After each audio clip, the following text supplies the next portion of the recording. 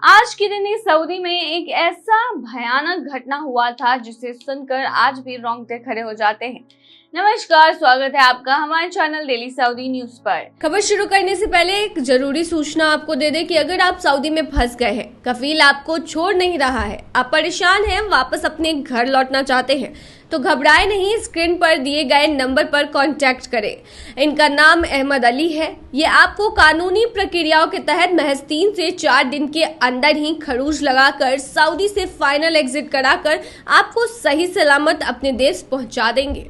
देखिए, हज यात्रा पर जाने वाले लोग शायद ही आज के दिन को कभी भुला सके। यहाँ 3 जुलाई के दिन साल 1990 में एक घातक हादसा हुआ था जिसे मक्का टनल ट्रेजेडी 1990 के नाम से भी जाना जाता है, जिसमें सैकड़ों लोगों की मौत हो गई थी। दरअसल सऊदी अरब में स्थित मक्का की अल मुअज़्ज़म सुरंग में अचानक से भगदड़ मच गई थी। जानकारी के अनुसार इस हादसे में 1426 हज यात्री मारे गए थे। ये वही सुरंग है जो मक्का को मीना से जोड़ने का काम करती है। सुरंग की बात करें तो यह 550 मीटर लंबी, 1800 फीट और 10 मीटर चौड़ी जो 35 फीट है उतनी है। हज यात्रा पर जाने वाले लोग शायद ही आज के दिन को कभी भुला सके। यहाँ 3 जुलाई के दिन साल 1990 में घातक हादसा हुआ जिसमें सैकड़ों लोगों की मौत हो गई। दरअसल सऊदी अरब में मस्जिद मक्का की अल मुअज़्ज़म सुरंग में अचानक भगदड़ हो गई थी, जिस भगदड़ में 1426 हज यात्री मारे गए थे। देखिए, ये सुरंग मक्का के आसपास की पवित्र जगहों पर इंफ्रास्ट्रक्चर निर्माण करने के लिए शुरू किए गए $15 बिलियन के प्रोजेक्ट का ही हिस्सा थी। इस प्रोजेक्ट की शुरुआत सऊदी अरब की सरकार ने हादसा बीतने से 2 साल पहले की थी, जब तीर्थयात्री सुबह 10 बजे शैतान को पत्थर मारने की रस्म के लिए यात्रा कर रहे थे। इसी दौरान सुरंग में भगदड़ मच गई।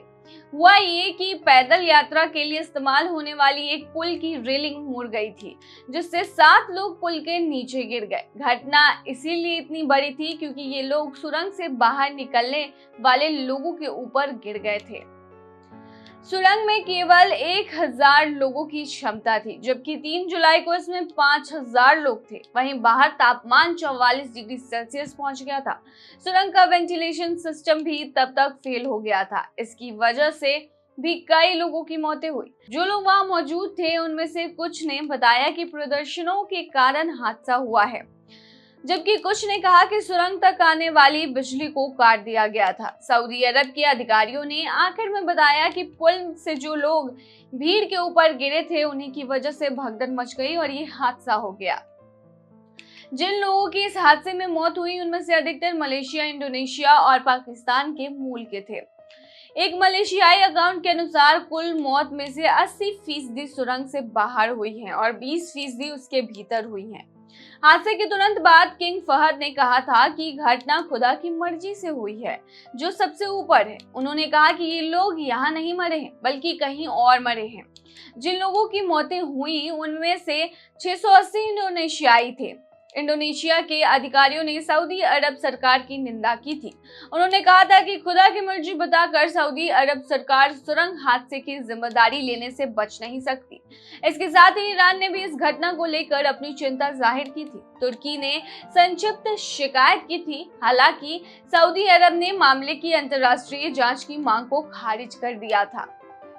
तो 3 जुलाई को बहुत ही भयानक हादसा हुआ था हज के दौरान। हालांकि इस बार बता दें कि इस बार कोई भगदड़ नहीं मची, लेकिन हज के दौरान मौत के जो आंकड़े हैं वो 1300 को पार करते हैं, जिसके पीछे का कारण गर्मी और बिना रजिस्ट्रेशन के हज में घुस आना था। सऊदी सरकार ने इस बार भी अपनी तरफ से कहा है कि उन्होंने तमाम व्यवस्था करके रखी थी। लोग बिना परमिट के आए थे, उन्होंने एंट्री ले ली थी, जिसकी वजह से मौत के आंकड़े ज्यादा हैं। इस बार सबसे ज्यादा मरने वालों की संख्या जो है वो इजिप्ट यानी कि मिस्र के लोगों की रही है। तो ये थी तमाम जानकारी। बने रही ऐसी खबरों के लिए डेली सऊदी न्यूज पर।